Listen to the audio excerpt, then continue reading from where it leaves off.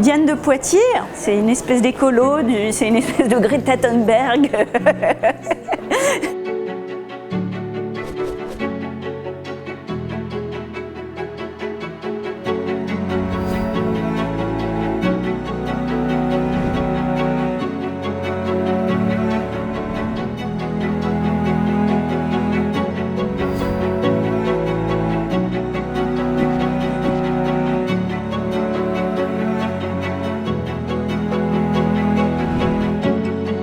Chaque personnage a été travaillé pour voilà, tout d'un coup avoir quelque chose de très libre qui apparaît facile.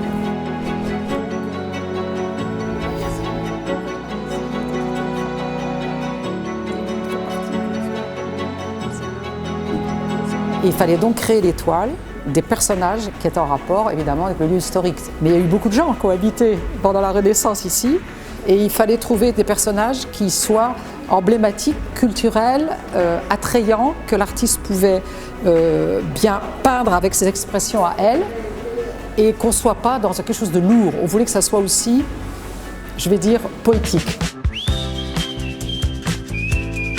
La jeune fille à l'air mine, je cherchais un personnage pouvant représenter l'icône du château, qui est Léonard de Vinci, et j'aimais son côté voilà, clair-obscur et la douceur de cette jeune fille. C'est une des premières pièces que j'ai faites.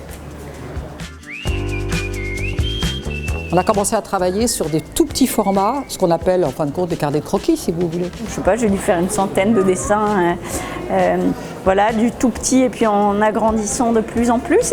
Et Charlotte m'envoyait les dessins, on se voyait, est-ce que celui-là, comment tu le ressens? Moi j'aime mieux celui-là que celui-là je sens pas du tout. Bon. Puis après, je suis venue visiter le château. Pour moi, ça m'a aidé un peu à chercher les personnages parce qu'on a besoin, avant de faire des grands formats comme ça, monumentaux quand même, d'être familiarisé. Il faut les connaître bien pour pouvoir y aller et puis faire une peinture assez gestuelle.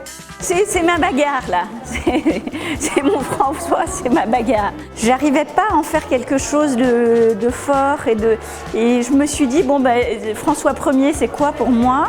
C'est le chasseur, et ben, je vais tirer dessus à gros coups de peinture blanche, un peu à la Niki de Saint-Phal où tout d'un coup je l'ai canardé pour réussir à le retravailler, à lui donner une seconde vie. Mais j'ai failli retourner la toile et peindre derrière et qu'il disparaisse.